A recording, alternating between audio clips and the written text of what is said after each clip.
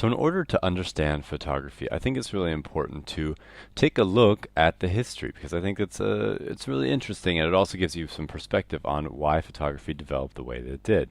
Now, doing the research for this lesson, I realized it actually went back a little further than I had remembered. The first idea for a pinhole camera was kind of came up with in the time of Plato. So in ancient Greece and in China around the same time, people were kind of imagining doing sort of thought experiments for something that would someday resemble what we would use hundreds of years later, thousand years later, in the pinhole camera. Now the next step is the camera obscura, and the camera obscura is actually really interesting because it's basically a camera without film. The idea is you've got a wall, so you've got this empty room, and if you put a little tiny hole in the wall, the light will come in from the other side and it will be sort of focus through that hole and then onto the wall on the opposite side. So you can see here that this scene is being reflected on this wall, or sort of focused on this wall through this hole. And this is basically the foundation of photography right here. This is the moment when this came into focus, or, well, really, quite literally as well. The only thing that was really missing was the chemicals for this, and these were discovered somewhere between the year 1200 and 1600. Different scientists at different times realized that there was this sort of group of chemicals that were related to silver, and one was silver nitrate. And this turned out in the end to be photosensitive, and this whole discovery of it being photosensitive was first sort of formulated and organized by a guy named Wilhelm Homburg in 1694. And this is when he realized that there was a, as he put it, a photochemical effect. Now the groundwork was basically laid for photography to begin. So from here, from 1700 through the 1800s, you see kind of a focus on lenses and on sort of bettering this camera obscura over here. So you'd have people putting in a lens right here instead of just a hole. And this would lead directly to the developments that would come in the 1800s. And that development came roaring around the corner in 1826 in southern France. This guy right here, his name is Joseph, and his last name is Niepce. Oh, and I'm spelling it wrong. And Joseph Niepce was just kind of a guy who was interested in the entire idea of photography, and he wanted to develop some kind of camera. And he had taken a camera obscura and he had worked around with these light-sensitive silver nitrates, and at the same time he had been exchanging letters with this guy over here, Louis Daguerre. Well, Joseph Niepce was the first person to really come up with a photo, a permanent photo. And that's a really important distinction because a lot of people had made photos, but this was the first permanent, and I'm not spelling it right, permanent photograph. Lots of times they would make them and then they would soon deteriorate really quickly, but this was the first one that would last, and it lasted up until now. You can see here that you've got some buildings, got maybe a field back here, and if you look really closely, you can actually see that the sun moved so far during the day that it's actually exposed the walls on both sides, so the lighting of the photo is actually a little off. Now this was done on a piece of pewter with some silver nitrate slapped on it, and it took 8 hours to make this photograph. So can you just imagine taking a photo that takes 8 hours to make? You can't move the camera a single bit. Just have to leave the camera there for 8 hours. So this step now behind them, the move then became to simplify and strengthen the power of photography and to make photograph something that you could take instantaneously, so it wouldn't take 8 hours to make a photograph.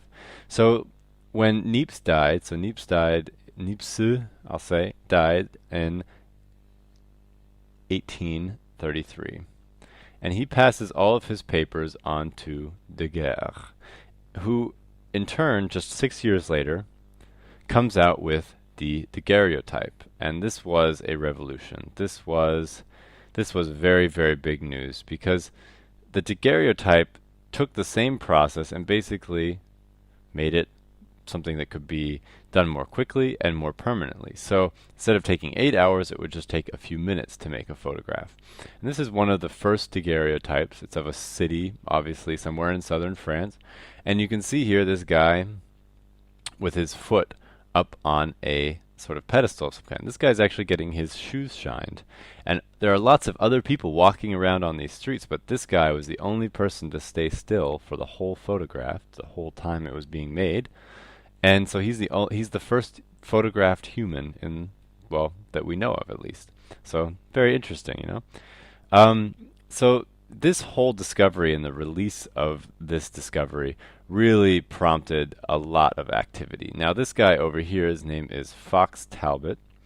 Fox Talbot was a British guy, so across the channel, and he had been interested in the idea of photography, or it wasn't called photography yet, but and the idea of capturing images on silver nitrate plates, as they would say back then.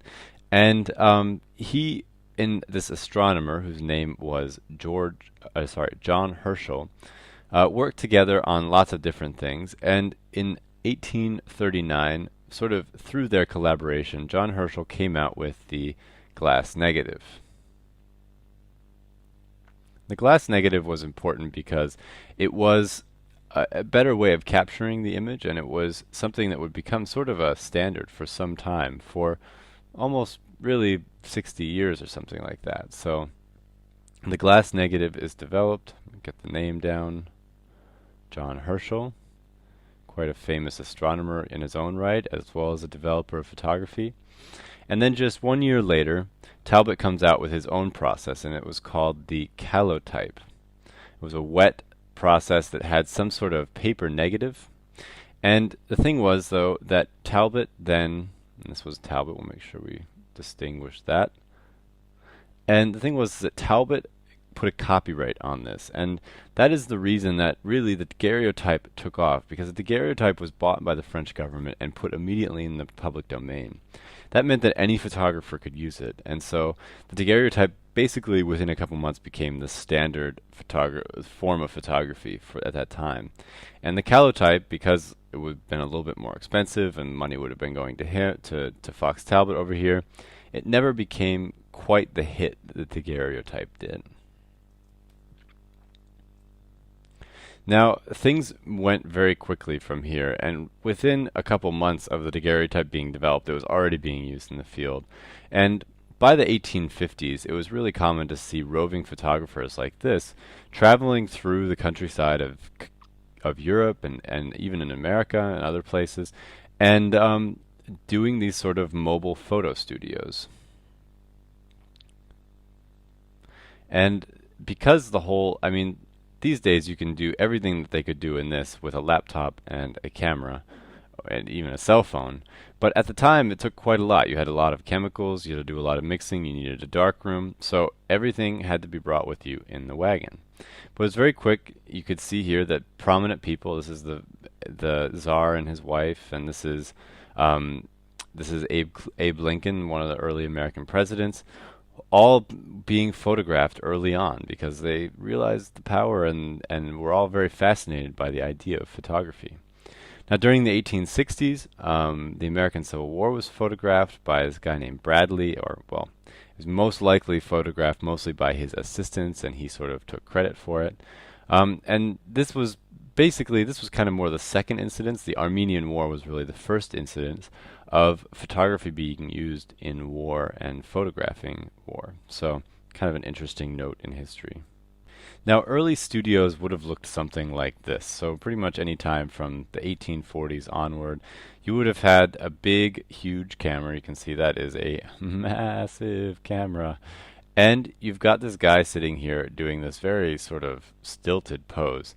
And the reason for this is because you've got this piece here holding his head, and this was sort of a required piece of equipment for photographers at the time because the speed of the camera was still so slow. You would have had to hold that pose between 2 minutes, and maybe if your photographer had a really fast camera, maybe 30 seconds. So that's a really long time to hold your head very still for a photograph. So it's pretty amazing. You'll sometimes look in the photos and you'll see that people blinked during the photos or things like that. But this piece of machinery here on the back, this sort of stand, is meant to secure the head, and it's often hiding behind the person in the photo. You don't usually see it when you look at the actual photos. But this is how people adapted to the technology. As it progressed, though, things got better, and they didn't have to use that anymore. Now, here is really where that step takes place, where things really got a lot faster and really changed a lot. 1870s, the dry plate comes out and becomes really popular. Instead of having wet plates of copper or things like that you had to put inside of a camera, or like a pewter plate or something like that, you would just have a dry piece of emulsion that was sort of like the film that you would be used to but on usually on like a hard plate, not on something that was soft. Now in the 1880s, Kodak really made some big steps in the technology and really kind of came out with some things that would really forever change photography. In 1884, George Eastman develops a dry gel on paper, and so basically sort of the predecessor to the film that we would be using 50 years later.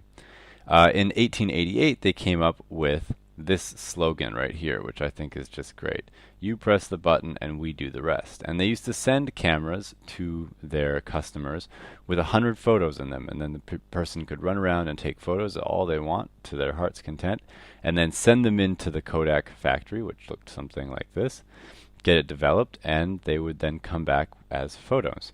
And you can actually see here part of my family. This right here is my great-great-great-grandpa. They would make photos of each other, and so there's all these great old photos from this time that were all probably most likely taken on Kodak cameras. 1924 was important because Leica came out with the first 35 millimeter camera. 35 millimeter camera really revolutionized photography in some pretty fundamental ways. The reason is because before this, cameras were just so big and heavy, it was really hard to take them out and capture things in the way that you would experience them. And so you can see here, for example, this image from D-Day in World War II. This is sort of the style of photography that 35 millimeter allowed for. People could bring a camera with them and shoot something running along with the action, and the camera was so light and small that you didn't have to even have a tripod, and it was fast enough that you could really take a lot of new innovative photos. After World War II, things really changed a lot, and this is where things really kind of blasted out of the gate. The first SLR came in 1949, so this is a single lens reflex, and we'll explain what that means later, but this is a very special kind of camera that really kind of has become the industry standard for professional photographers. Also, the first digital image.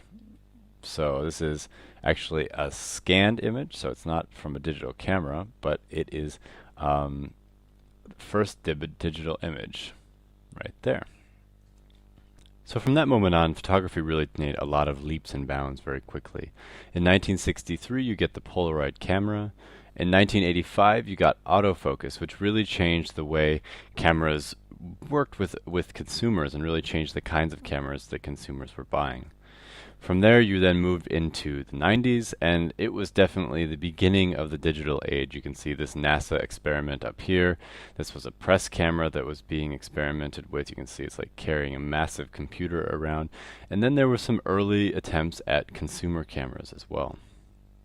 And that brings us to now. That brings us to the almost now. In 2004, Kodak stopped making film cameras, so they started switching over to digital cameras like this one right here. Cameras got to be a lot bigger, took a lot of different directions. You can see here the mirrorless sort of wave of cameras that came in 2011. And the DSLRs also got very big, very expensive, and started making video. So that is sort of the story of photography.